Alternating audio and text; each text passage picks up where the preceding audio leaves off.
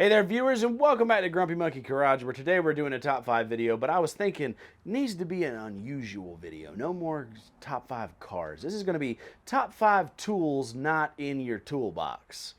Let's get started.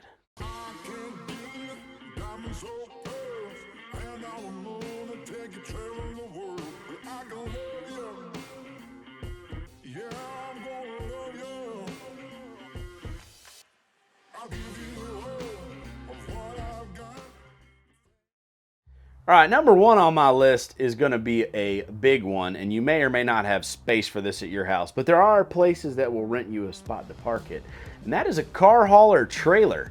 I have a 16+ foot car hauler trailer. You see some footage of it here, and we'll show you.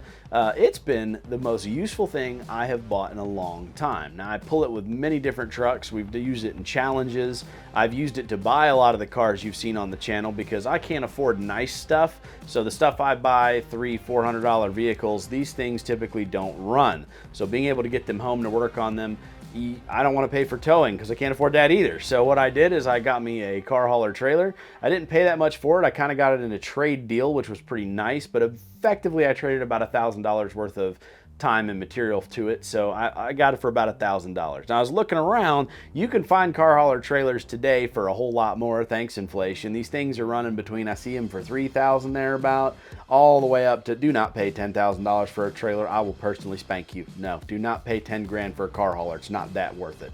But sub 3, 2,500 to the lower the better. It's just meant to haul cars. It's darn useful to have around as a mechanic, especially as a shop owner. If somebody calls me and says I need an engine for my, I don't know, Mazda whatever, I can go buy a crashed Mazda whatever that runs, and I can check that it gets up to temp, especially if it's been rear-ended. And we were able to purchase an engine that way. It's cheaper to buy a wrecked car a lot of times than an engine. So that opens up options to make the service more affordable, to keep costs down. Plus, once I pull the good engine out of the wrecked car, I can then haul that whole car to the crusher and get some money for it that way and recover some of my cost. So that's a useful tool. That's number one. Number two on my list.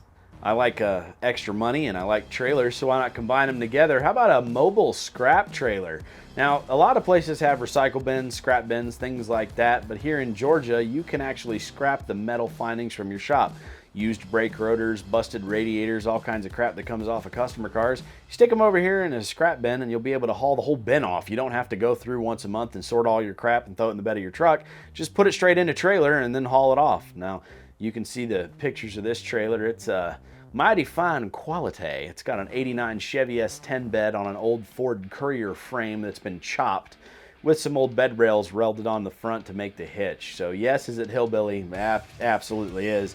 But the lights work, and it holds all the crap. And it's not very big. It's less than the size of an S10, so it takes up very little space beside the shop over here. And I don't have to load and unload stuff. I just slowly fill it up over time, and when the trailer's full, I haul it off in one go. It's pretty nice and efficient, and that's number two on our list. And don't worry, these aren't all trailers. I don't want you to have 53 trailers. I have quite a few myself. They're quite useful and handy to have around, and in Georgia, they don't require insurance like they do in other states. So instead of having a bunch of pickup trucks, you can have a bunch of trailers, and it's a whole lot more affordable to do so. Number three on the list, the waste oil bin. Even if you're an advanced DIY, this is a smart idea. I've converted a rain barrel into a waste oil barrel so that I don't have to constantly be taking my recycle oil up to the parts store.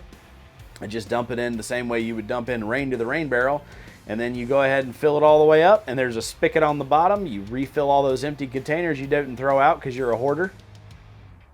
And then you go ahead and they take them down and recycle them all at once. It's a whole lot easier. Some parts stores have problems with you recycling a whole bunch at once. I spend enough money at my parts store, they're kind enough to be like, especially since I bought all their oil. So that's how I'm able to recycle it and take a lot less time to do that kind of stuff. It's more efficient that way. Make sure you don't put your rain barrel outside though, if it's outside in the elements, because if you have it exposed to rain, it's obviously going to get rain in it. You don't want to mix your water and oil. This one's under an overhang. It doesn't get rained on, and I put a big drain pan over the top of it if it is going to be some sideways crazy rain coming. So that is a good way to keep the water out. You want just oil in their recycle facility. Don't put any of the water in there. All right, tool number four. Now, this really isn't a tool per se. You could literally dig a hole and that would work just fine, but it's just weird stuff you don't think about. A fire pit. You can have a fire barrel. That costs more. I'm too cheap for that. I literally dug a hole, put some rocks around it. Everything you see in a shop comes in a cardboard box. Now you could buy a dumpster, you could stack it all up somewhere and haul it off to the recycle facility, or you could burn it. Now burning it, it's cardboard, it's paper-based, it's wood-based. All right, we're gonna like de-Minecraft this stuff. It all started as trees. We're gonna go ahead and burn it just like we would firewood, get rid of it. We have to burn it every once in a while to get rid of it all. Otherwise, you'll have so much cardboard laying around you won't know what to do with it. Now there is times where you can go ahead and get you a big dumpster and throw it all out that way. I am not charging enough to be able to justify the cost of a dumpster, so what I have to do is I hoard up all the cardboard until I got a good pile of it, stick it right in the burn pit, light it on fire, and get rid of it. That's a good way to do it. Now, a lot of places, if they don't want pallets back, you can get rid of pallets this way too. Just be careful with nails. And here in our state, and at least in our area, most places want their pallets back, so we don't have to get rid of pallets.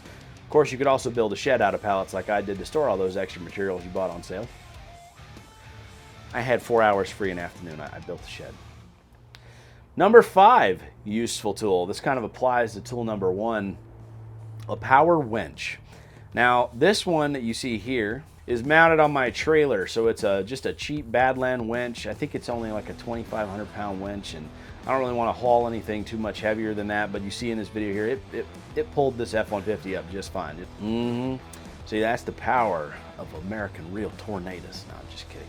But no, power winch is super useful, especially if you don't have it bolted down permanently, and you can put it on the front of your truck as well, because I've had too many times where we have cars that don't run in the parking lot, and they're stuck in the mud, or you can't push them out where they are. Being able to pull stuff around is super useful. Or set the parking brake and pull the grill back out after you've hit your 9th deer and you're just sick of this crap.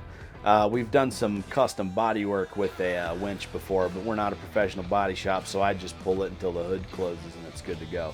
You can actually see the picture of me rebuilding the S10 here, and I used the winch on that quite a few times. So there's some weird tools that are not in the toolbox that you should have around your auto shop, your DIY facility, your car hoarding palooza, whatever you want to call it. I use it for my YouTube stuff, which is what you guys are here for. You want to see more car reviews, you want to see more tool reviews, I figured out how to do it on the cheap using these 5 unusual tools, and I figured I'd share that list with you just because I thought it was an interesting list of weird things I use on the regular. So thank you guys for watching so much. We'll see you next time on Grumpy Monkey Garage, and I hope you enjoy these lists.